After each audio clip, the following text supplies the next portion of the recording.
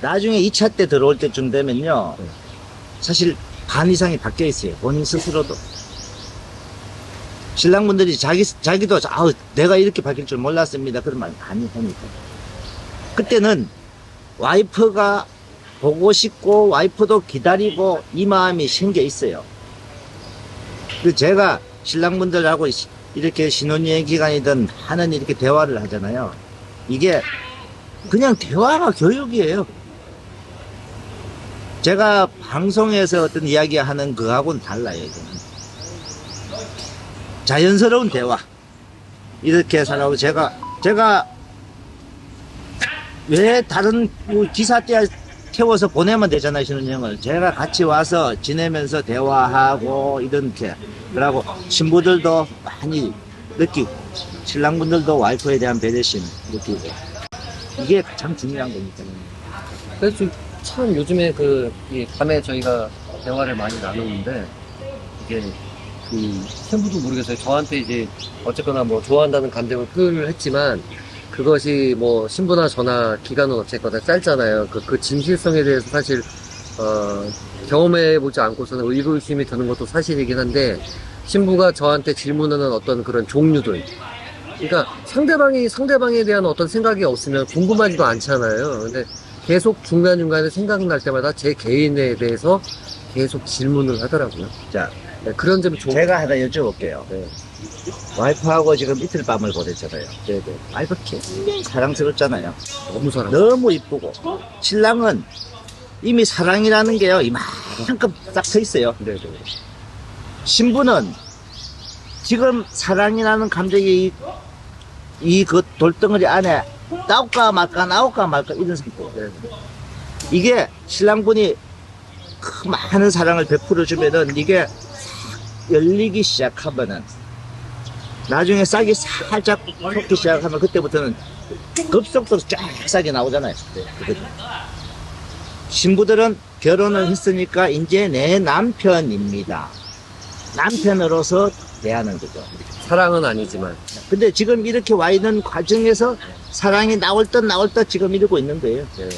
거기서 신랑분이 어떻게 하느냐 따라서 사랑이 안 나와, 싹이 안 터버리고 자와. 그러니까 이제 담배 같은 것도 그냥 내 맘대로 막 펴버리고 그냥 사랑이고 뭐고 그냥. 그러니까 모든 신랑분들 타업체 어떤 결혼을 해도 똑같아요. 이 베트남 며칠 지나는 기간은 신부가 신랑한테 다 잘합니다. 식당에 가면 음식도 놔주고 뭐 사랑해요 하고 말도 하고 다. 그러니까 신랑분들하고 와이프가 다 사랑하는 줄 알잖아요. 그렇죠. 그 지금 행동들은 남편이 됐기 때문에 남편에 대한 도리에 대한 행동. 그러면 이게 서서히 그게 진짜 행동으로 신부가 바뀌어 가야 돼. 진짜 마음에서 우러나오는 행동. 그렇죠. 이 신혼기간 동안 잘 지낸다 신랑이 한국 가고 나서 신부가 신랑하고 소홀하게 가는 경우가 굉장히 많아요. 보면. 그러니까 이 신혼기간 동안은 두 사람이 너무 잘 지냈는데 남편이 전화하면 잘 안 받아. 뭐 전화기를 이 사람이 어디 놀러 가는 것도 아니에요. 옆에 놔두고도 안 받아. 이건 뭐냐면 이 기간 동안에 신부가 하는 행동은 의무적인 행동. 지금 이 신부가 의무적인 행동으로 시작했지만은 신랑들이 하는 거에 따라서 그게 진짜 사랑이라는 걸로 바뀌어가고 있어야 돼요. 그 다음에 한국 가기 전에는 이미 조금이라도 바꿔놓고 가야 돼요.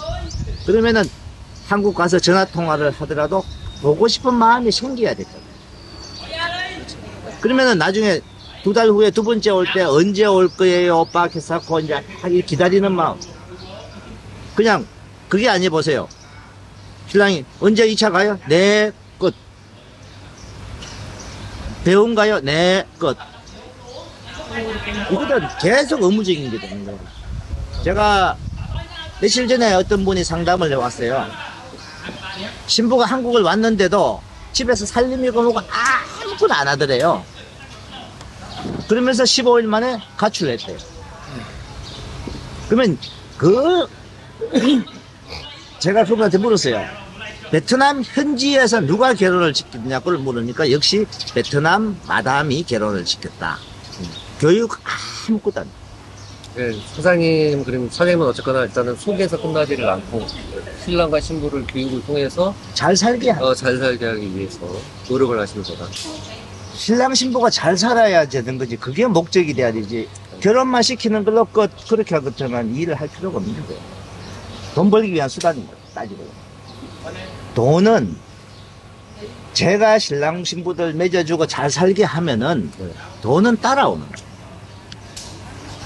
돈은 따라와야 되지. 네. 저는 신랑분들한테 계약하세요. 제가 결혼식 잘 해드릴게요. 계약하세요. 소리 일체 안 하잖아요. 신랑분 스스로 결정을 해서 결혼해야 되고, 신랑분 스스로가 와이프가 사랑스러워서 100% 줘야 되고, 그럼 신랑분 스스로가 한국 가서도 내 와이프한테 잘해야 되고, 그 마음 스스로가 우러나잖아요. 이제. 그때부터는 제가 필요가 없어요. 이제는. 왜? 몇 개월 동안 그렇게 해왔던 어떤 숙달이 돼버렸거든. 신부도 똑같아요. 몇 개월 동안 한국 가서 살아가는 만큼 계속 배워가요. 지금은 신부들도 부족한 게 많아요. 이걸 이대로 한국 갔을 때는 달라져요. 하나하나 배워가듯이. 배워가면은 나중에 한국 갈 때는 한국 사람들이 사는 만큼 돼가지고 가요. 그래서 저는 한국 가서 신랑들 지금 최근에 우리 한 달 전부터 간 신랑들요, 도착했습니다. 잘 있습니다. 그 이후에 전화 없어요.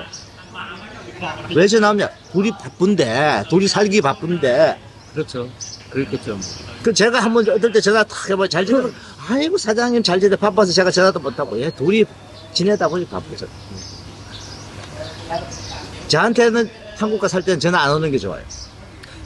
무소식이 희소식이라는 저는 그런 관념이 있거든요. 네. 왜?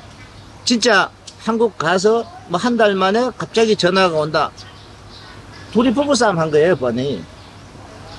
근데 나중에 7, 8개월이 지나고 6개월이 지나갖고 연락이 온다. 임신했습니다. 우리 장모님 초청해야 됩니다. 진짜 6개월에서 1년 사이에 전화 오는 거는 거의 100%가 장모님 초청입니다. 그 사이에는 전화 안 오는 거죠. 제가 그래서 그렇더라도 궁금한 게 좀 있었는데요. 얘기를 하면은 뭐 이렇게 뭐 장인 장모를 이렇게 초청할 수 있다라고 말씀을 임신을 하면은 임신을 하면 장인 장모를 초청을 할 수 있는데, 자, 지금 장인 장모 초청을 옛날에는 한 가지인데 지금은 바뀌었어요. 두 가지로 바뀌었어요. 임신하기 전에는 3개월 단기 초청. 단기로. 그거는 방문 초청. 그 다음에 임신을 한 이후에는 3년 동거 초청. 아, 그런 거. 3년 동안 한국에 와서 동거를 하죠. 계속 머무를 수 있는. 비자가 두 가지로 바뀌었어요. 그 때문에 임신해서 한국에 와서 신부 그 출산도 도와주고, 그 양육도 도와주고 이렇게 하라고.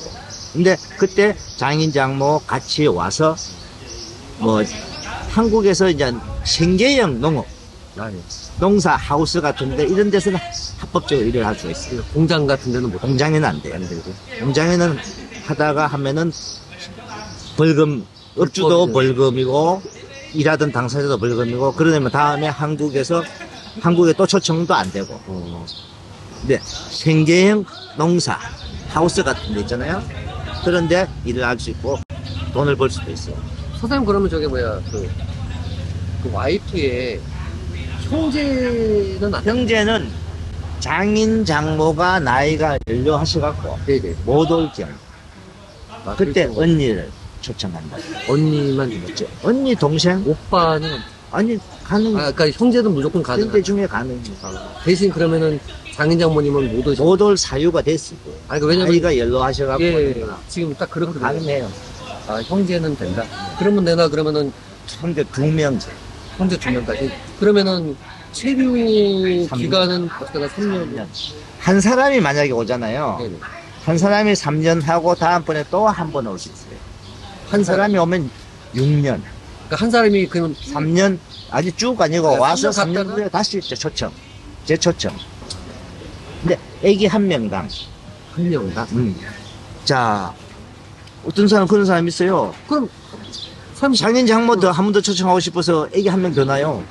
그럼 제가 질문 좀 드릴게요. 예. 그럼 예를 들어서 그러면은 애기 한 명당 그러면 3년이라고 말씀을 하셨잖아요. 두 명이 3년이에요.